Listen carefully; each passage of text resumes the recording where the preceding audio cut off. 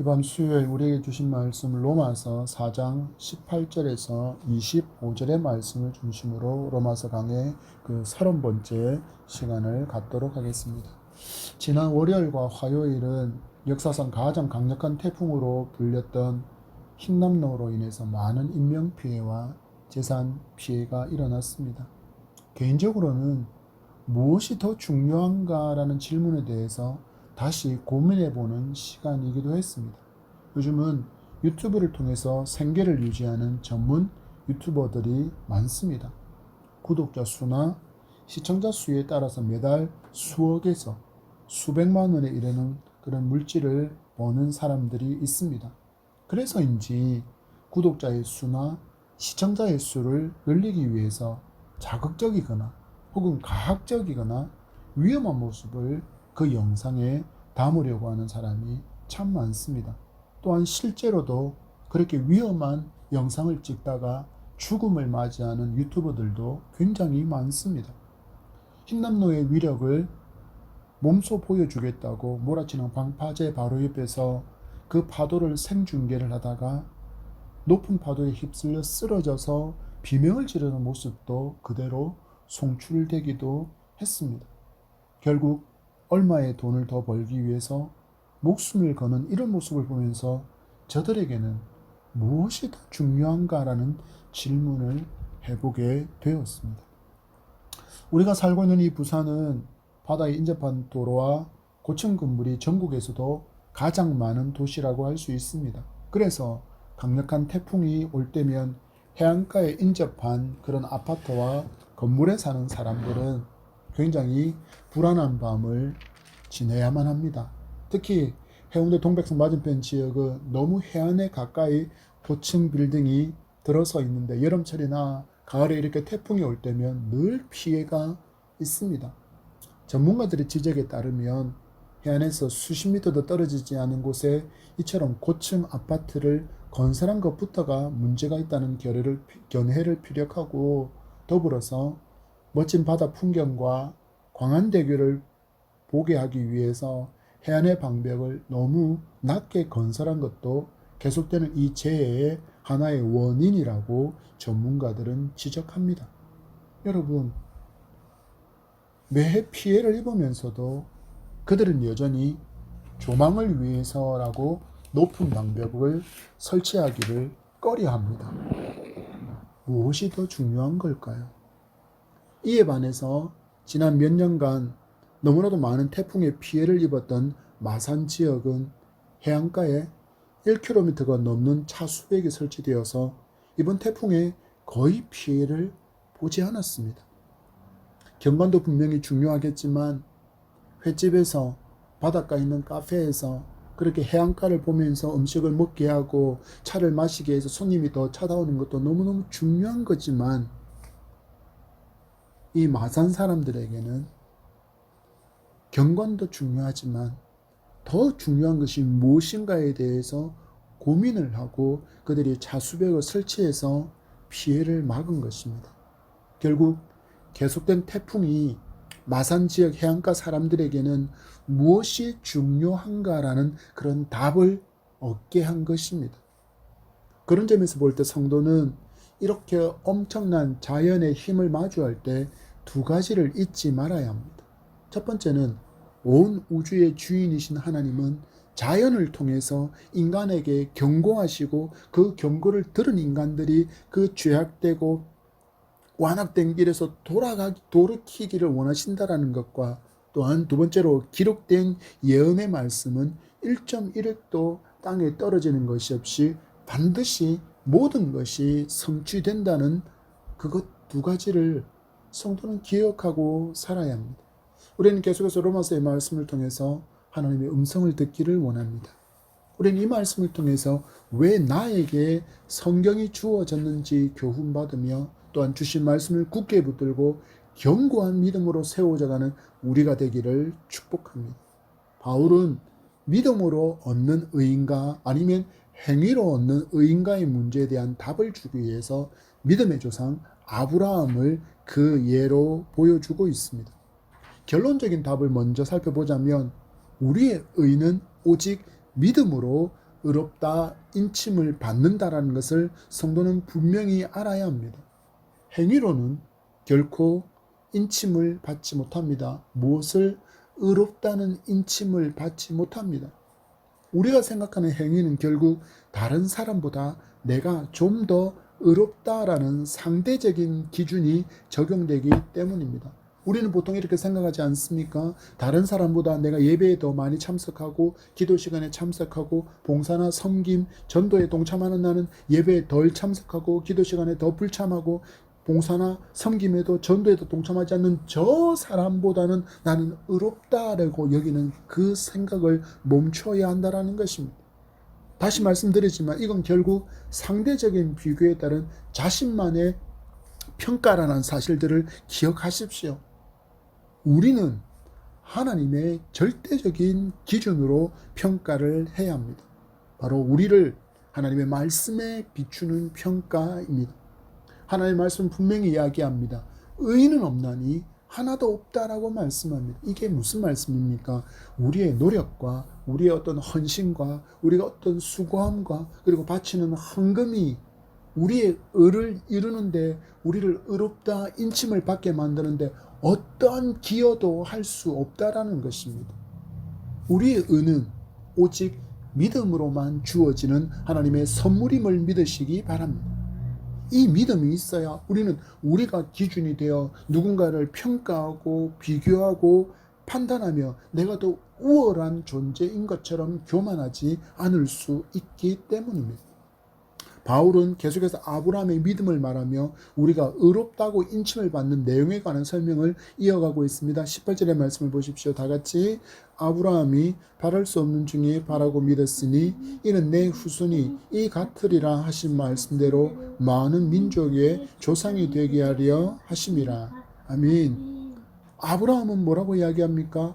바랄 수 없는 중에 바라고 믿었다라고 말씀하고 있습니다. 살펴보십시오. 먼저 아브라함은 생물학적으로 아브라함과 사라는 임신이 불가능했습니다. 그럼에도 무엇을 믿었다는 이야기입니까? 하나님의 전능하심을 믿었다라는 이야기입니다. 하나님의 말씀을 믿었다라는 것입니다. 그래서 하늘의 별과 같은 후손의 약속, 그 후손들이 살게 될 축복의 땅 가나안에 관한 약속을 믿었다라는 것입니다. 그랬더니 아브라함이 무엇을 순종할 수 있다는 이야기입니까?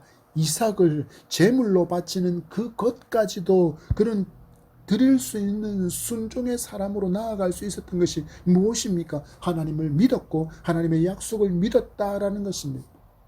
우리는 지난주 말씀을 통해서 살펴본 것처럼 죽은 자를 살리시는 하나님이심을 아브라함을 믿었고 그리고 없는 것을 있는 것처럼 무에서 유를 창조하신 하나님이심을 아브라함이 믿었기 때문입니다. 아브라함은 결국 하나님의 말씀, 하나님의 언약을 굳게 믿었다는 것을 바울은 지금 강조하고 있는 것입니다. 성도 또한 붙들어야 할 것이 있다면 바로 이 언약의 말씀, 언약의 말씀을 붙들어야 합니다. 하나님은 말씀의 하나님이시기에 말씀하신 어떤 것도 그냥 땅에 떨어지게 하지 않습니다. 그분은 말씀에 신실하신 하나님이시기에 말씀하신 모든 것을 어떻게 하셔야 된다고요? 반드시 이루시고 성취하셔야 하는 하나님이시라는 것입니다. 왜냐하면 하나님은 신실하신 하나님이시기 때문입니다. 예레미야에게 당신을 알려주시는 하나님을 만나보겠습니다. 예레미야서 34장 2절 말씀에 일을 행하시는 여호와, 그것을 만들며 성취하시는 여호와, 그의 이름을 여호와라 하는 이가 이와 같이 이르시도다. 아멘. 하나님은 예레미야에게 당신을 이렇게 소개합니다. 말씀하신 대로 일하시고 말씀하신 대로 성취하시는 여호와라고 하나님 자신을 예레미야에게 그리고 말씀을 받고 있는 우리에게 알려주시고 있습니다. 민족의 조상이 되게 하시겠다고 하시는 그 하나님의 약속을 믿었기에 이삭을 죽이시더라도 하나님께서 다시 살리시고 약속하신 그 민족을 이루게 하실 것을 누가 믿었다는 이야기입니까? 바로 아브라함이 굳게 믿었다라는 것입니다. 바로 여러분에게 이런 믿음이 있기를 축복합니다.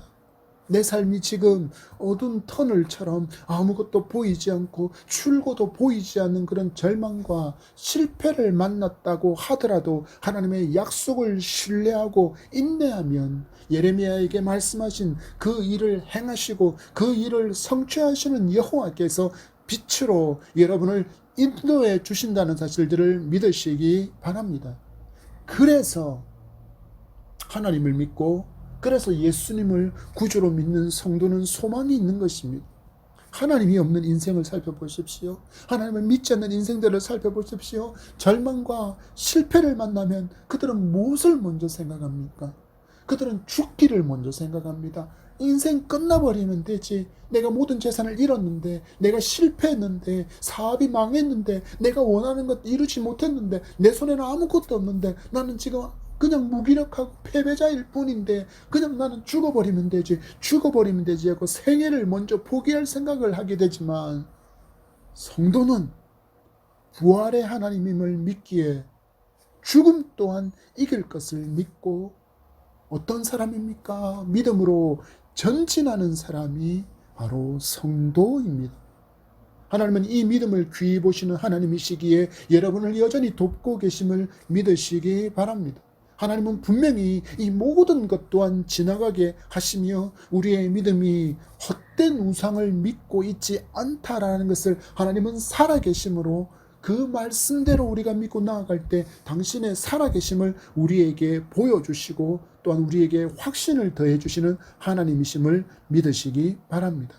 이어지는 19절의 말씀입니다. 다 같이. 그가 백산화되어 자기 몸이 죽은 것 같고 사라의 태도 죽은 것 같음을 알고도 믿음이 약하여지지 아니하고. 아멘. 여기서 우리는 중요한 말씀을 기억해야 됩니다. 아브라함은 불가능 앞에서도 어떤 상태였습니까? 믿음이 약해지지 않는 상태였다라고 그의 믿음을 바울은 평가하고 있습니다. 성도는 아브라함처럼 불가능하다고 여겨지는 문제 앞에서도 믿음이 약해지지 않아야 합니다. 그러나 성도가 꼭 기억해야 할 것입니다. 이 믿음이 자기 확신이어서는 안 된다라는 것입니다. 예를 하나 들어보이겠습니다. 어떤 성도가 로또 복권을 샀습니다. 그러면서 마치 자기가 스스로에게 최면을 걸듯이 하나님께서 자기에게 로또 1등을 당첨되게 하시리라는 그럴듯한 신념을 갖게 되었습니다. 하나님 나에게 1등을 주실 거야. 하나님 나에게 1등을 주실 거야. 하나님 내게 로또 복권 1등을 당첨되게 하실 거야 라는 그런 신념을 갖게 되었습니다. 그리고 드디어 추첨의 날 당첨이 되었을까요? 안 되었을까요? 안 되었어요. 그럼 어떻게 해야 할까요? 놀랍게도 이 사람은 당첨이 되지 않자 하나님을 원망합니다. 하나님, 제 마음에 이런 확신이 들었는데 왜 1등을 당첨되게 하지 않으십니까? 왜 1등을 안 주십니까? 라고 하나님을 원망합니다. 여러분 기억하십시오. 믿음은 자기 확신이 아니라 말씀의 약속을 붙드는 것이어야 합니다. 여러분, 아브라함과 사라에게 일어난 일은 모든 사람에게 허락된 것이 아닙니다. 여러분 다시 한번 말씀드리지만 아브라함과 사라에게 일어난 일은 모든 사람에게 허락된 것이 아니라는 사실들을 아셔야 합니다. 여러분 보통 인간적으로 여인이 생리가 끝나면 잉태할 수 있습니까? 없습니까? 못합니다. 생명의 주권은 오직 하나님께 있기에 내가 아무리 자녀를 원해도 하나님께서 허락하지 않으면 또 다른 생명 후손이 내게 허락되지 않습니다. 우리가 또 조심해야 될 성경 구절을 한번 만나도록 하겠습니다. 사도 바울이 로마로 가는 과정을 이렇게 성경은 기록하고 있습니다. 유라굴로라고 불리는 태풍을 만났습니다. 그래서 파선한 후에 한 섬에 도착한 바울이 젖은 몸을 말리기 위해서 모닥불을 피우게 되었습니다. 그러자 그 나무에 숨어있던 독사가 뜨거운 불길을 이기지 못하고 튀어나와서 나뭇가지를 불에 넣으려던 바울의 손을 확 하고 물어버렸습니다. 이 모습을 보고 있던 그 섬의 주민들은 이야기합니다.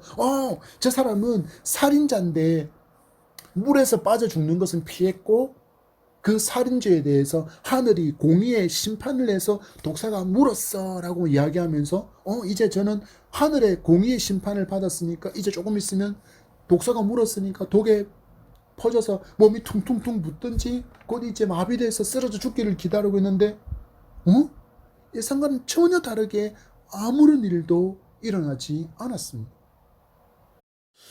이 모습을 예수님께서는 마가복음을 통해서 이렇게 보여주십니다. 마가복음 16장 17절 18절 다 같이 믿는 자들에게는 이런 표적이 따르더니 곧 그들이 내 이름으로 귀신을 쫓아내며 새 방언을 말하며 뱀을 집어 올리며 무슨 독을 마실지라도 해를 받지 아니하며 병든 사람에게 손을 얹은즉 나으리라 하시더라. 아멘. 여러분 보십시오. 바울에게 허락되어진 믿음의 역사라는 것입니다. 그래서 내게도 이 믿음의 역사가 허락될 수도 있고 그렇지 않을 수도 있다라는 것을 성도는 기억해야 합니다. 이 모든 기적과 같은 역사들은 복음을 위해서 성령께서 각 사람에게 허락하셔서 주시는 것이지 내가 원해서 얻어지는 것이 아니기 때문입니다. 말씀으로 권면합니다. 우리의 믿음은 약속되어진 말씀을 근거로 삼는 것이지 나의 확신이 근거가 되지 않아야 할 것입니다. 또한 느낌도 아닙니다.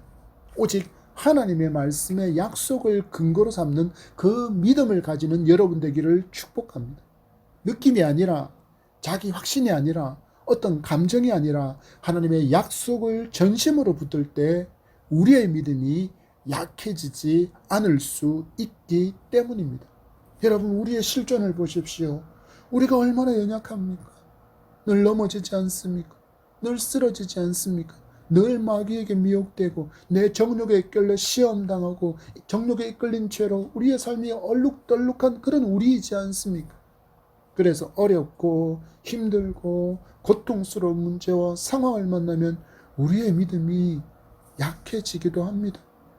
말씀에 따르면 하나님을 의심하고 하나님의 말씀도 의심할 때가 있다라는 것입니다. 그래서 성도는 붙들어야 하는 것이 바로 약속의 말씀, 바로 언약의 말씀인 성경을 붙들어야 한다는 것입니다. 아브라함은 불가능한 상태에서도 이 하나님의 약속의 말씀을 붙들고 믿음이 약해지지 않았다라고 말씀합니다. 이 믿음이 하나님의 역사를 경험하게 하는 줄 믿으시기 바랍니다. 순전한 믿음, 견고한 믿음, 순금 같은 믿음입니다. 하나님께서 기뻐하시는 믿음인 줄 믿습니다. 이런 멋진 믿음, 강한 믿음의 소유자가 되어서 말씀의 성취를 날마다 경험하며 살아가는 산 믿음의 주인공이 되시기를 축복합니다. 그래야만 우리가 걸어가는 이 순례의 여정을 담대하게 기쁨으로 걸어갈 수 있습니다. 20절과 21절의 말씀 다 같이 믿음이 없어 하나님의 약속을 의심하지 않고 믿음으로 견고하여져서 하나님께 영광을 돌리며 약속하신 그것을 또한 능히 이루실 줄을 확신하였으니 아멘. 아브라함의 믿음을 보십시오. 약속을 의심하지 않는 믿음으로 인해서 믿음이 어떻게 되었다고요? 더욱더 견고해졌다라고, 더욱더 단단해졌다라고 이야기합니다. 앞에서 예화로 말씀드린 것처럼 마산의 그 차수벽이 든든하게 세워져 있으니까 그 피해를 막을 수 있었던 것처럼 우리의 믿음은 더욱더 말씀으로 견고해져 가야 한다라는 것입니다. 여러분 이때가 언제입니까? 불가능의 상황입니다. 인간적으로는 완벽한 한계를 마주한 상황임에도 불구하고 아브라함은 어떤 삶을 살았다고요? 하나님께 영광을 돌리는 삶, 이 불가능을 넉넉히 가능으로 바꾸실 약속의 하나님이심을 믿고 확신했다라고 말씀하고 있습니다. 여러분 아브라함에게 허락되어진 믿음을 보십시오. 하나님을 믿는 믿음을 가졌습니다. 말씀으로 온 세상을 창조하신 전능하신 하나님임을 믿었다라는 것입니다. 불가능이 전혀 없으신 하나님, 그리고 모르는 것이 전혀 없으시는 전지의 하나님이심을 믿었다라는 것입니다. 그래서 그는 편안하고 안락하고 윤택한 삶이 보장되는 고향을 떠나 믿음으로 하나님께서 지시한 땅으로 나아갈 수 있었던 것입니다. 하나님께서 모든 것을 하시기에 하나님께서 가장 기뻐하시는 길로 인도하시고 또한 보여주실 것을 믿고 나아간 것입니다. 그래서 성도는 하나님을 잘 알아야 합니다. 하나님을 모르면 성도라는 이름은 가지고 있지만 예수님을 믿지 않는 사람과 별반 차이 없는 수준의 하나님을 믿고 신앙생활을 하게 되어 있습니다. 자연을 보며 엄청난 태풍의 강력함을 보면서 막연하게 전능자, 창조주가 있을 거야 라는 인식이 아니라 성도는 말씀으로 그 이름을 스스로 계신 분 여호와라고 알려주신 이 하나님을 알고 믿을 때 우리는 흔들리지 않는 믿음을 갖게 되는 것입니다. 이를 위해서 성도는 어떤 사람이 되어야 할까요? 바로 말씀의 사람이 되어야 하는 것입니다. 말씀을 통해서 우리는 하나님을 알 수 있고 하나님께서 행하신 놀라운 일들을 알게 되고 그리고 나를 알게 되기 때문입니다. 하나님은 말씀을 통해서 약속을 주셨습니다. 영원히 변치 않는 약속을 주셨습니다. 그리고 이 약속들은 믿는 자를 통해서 성취하셨습니다. 아브라함에게 주셨던 약속, 노아에게 주셨던 약속, 시내산에서의 그 약속, 다윗에게 주신 그 약속, 예레미야에게 주셨던 그 새 언약, 그리고 예수님께서 우리에게 주신 그 언약까지 모든 언약은 성취되었고 단 하나, 예수님의 재림을 통해서 이루실 새 땅과 새 하늘의 언약만이 남아 있습니다. 하나님의 말씀을 마주하면 하나님께서 얼마나 신실하게 언약하신 말씀을 이루어 가시는지가 보입니다. 그리고 이 하나님의 말씀 가운데 만나면 우리의 삶에도 하나님께서 얼마나 신실하게 우리와 함께 하고 계시는지를 알 수 있게 됩니다. 이 믿음이 있으면 이것이 우리의 힘이 되고 우리의 능력이 됨을 믿으시기 바랍니다. 그리고 이 믿음이 우리를 의롭다고 여김을 받게 만든다라고 기록합니다. 22절입니다. 다 같이 그러므로 그것이 그에게 의로 여겨졌느니라. 아멘. 여러분, 아브라함이 행한 순종의 제사 그리고 순종의 발걸음, 이것들이 아브라함을 의롭다고 여겨주시는 근거가 된 것이 아니라 오직 단 하나, 하나님을 믿는 믿음이 그를 의롭다고 여겨주시는 근거가 되었다라고 사도 바울은 말씀하고 있습니다. 여러분, 그래서 우리에게는 자랑할 것이 전혀 없습니다. 우리를 의롭다고 여겨주시는 것도 하나님의 은혜이며 우리에게 믿음을 주시고 구원의 길을 열어주신 것 또한 하나님의 은혜이기 때문입니다. 이어지는 23절과 24절의 말씀입니다. 다 같이 시작.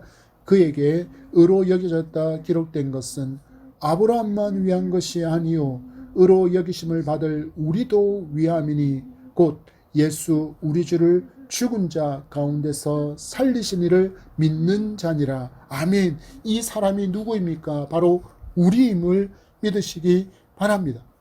곧 이 말씀이 우리를 위해서 주어졌다라는 것입니다.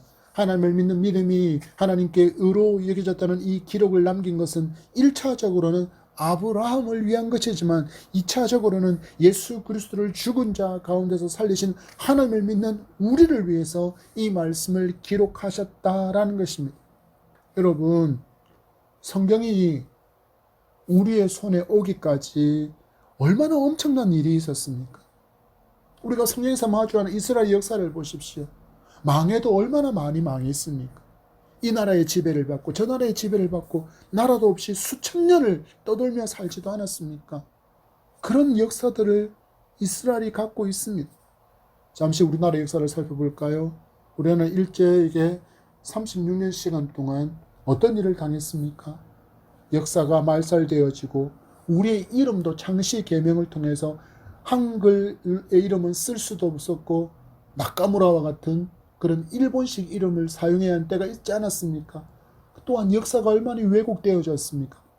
36년이라는 시간 동안 우리나라의 어마어마한 고유의 역사들이 많이 훼손되고 왜곡되어져서 지금까지도 얼마나 많이 왜곡된 역사를 우리는 진짜인 것처럼 믿고 있는지 그 숫자를 헤아리기가 사실 힘듭니다. 놀랍게도 그럼에도 기록되어진 역사가 남아있어서 하나씩 둘씩 바로 잡아가고 있습니다. 이스라엘은 앞에서 말씀드린 것처럼 2000년 동안이나 역사에서 사라졌던 민족입니다. 그럼에도 하나님은 이 구원의 역사를 보존하시고 우리에게 이루게 하셔서 나로 하여금 하나님을 알게 하시고 예수 그리스도가 유일하신 구원자이심을 알게 하시고 또한 믿게 하셨습니다. 내게 임한 이 놀라운 은혜에 감사하며 송축함으로 가득 찬 여러분의 생애가 되기를 축복합니다. 마지막 25절입니다. 다 같이. 예수는 우리가 범죄한 것 때문에 내 주미 되고 또한 우리를 의롭다 하시기 위하여 살아나셨느니라. 아멘. 그 놀라운 것은 나를 살리기 위해서 성자 하나님께서 하나님으로부터 단절을 겪으시고 제물로 내어준 바 되셨다라고 말씀하고 있습니다. 그리고 우리를 의롭다 여겨주시려고 부활하게 하셨다라고 말씀하고 있습니다. 한마디로 예수님께서 나를 살리시려고 예수님께서 죽으시고 다시 살아나셨다라는 것입니다. 여러분, 이 땅에 존재하는 어떤 종교에서 그들의 신이, 그들의 창조주가 피조물을 위해서 한계를 가진 인간이 되어서 인간인 피조물을 위해서 죽은 신이 어디에 있습니까? 없습니다. 어느 종교에도, 어떤 종교에도 그 숭배 받는 신이 인간이 되어서 인간을 위해서 죽은 신은 아무도 없습니다. 기독교의 예수 그리스도 오직 성자 하나님만이 유일합니다. 이 사랑이 나를 살게 하신 것입니다. 이 사랑이 나를 의롭게 여김을 받게 하시려고 고통을 받게 하신 것입니다. 이 사랑이 나에게 영생을 주시기 위해서 부활의 놀라움을 행하신 그 하나님의 은혜로 말미암아 내게 이 놀라운 것들이 임했다라는 것입니다. 우리가 고백할 것은 그래서 모든 것은 주의 은혜라는 고백밖에 없는 것입니다. 날마다 삶에서 우리에게 베풀어 주신 이 은혜를 늘 송축하고 찬양하는 여러분 되기를 축복합니다. 여러분, 힘겨우십니까? 고통스러우십니까? 외로우십니까? 절망이십니까? 두려우십니까? 그렇다면 주님의 십자가를 바라보십시오. 우리가 지금 당하는 어려움, 믿음으로 인하여 겪는 그 모든 수모와 핍박까지도 견딜 수 있습니다. 심지어 모든 것을 잃어버린 그때에도 감사할 수 있습니다. 내게 임한 하나님의 은혜는 그 어떤 것으로도 갚을 수 없습니다. 우리는 단지 감사함으로 송축할 뿐입니다. 말씀을 맺습니다. 시편 기자는 이렇게 노래합니다. 시편 50편 23절에 감사로 제사를 드리는 자가 나를 영화롭게 하나니 그의 행위를 옳게 하는 자에게 내가 하나님의 구원을 보이리라. 감사로 제사를 드리는 자가 나를 영화롭게 한다라고 말씀하시는 이 하나님께서 우리의 찬양이 되십니다. 내게 베풀어 준 이 놀라운 은혜에 감사하며 살아가는 우리이기를 축복합니다. 아브라함은 하나님을 믿고 하나님의 말씀을 믿음으로 그의 믿음이 약해지지 않았고 약속을 의심하지 않았으며 믿음의 조상으로 일컫는 바 되어지는 복의 사람이 되었습니다. 우리도 아브라함처럼 하나님을 믿고 하나님의 말씀을 굳게 믿어 우리를 향하시고 이 땅의 교회를 향하신 하나님의 선하시고 기뻐하신 뜻을 온전히 이루어가는 멋진 하나님의 그릇으로 축복의 통로로 쓰임받게 되는 우리 모두가 되기를 축복합니다. 여러분, 우리 그저 왔다가 그저 가는 인생이 아니라 하나님의 뜻을 붙들고 사명을 위해서 또 하나의 열매를 위해서 최선으로 믿음을 경주하는 그런 우리가 되기를 축복합니다.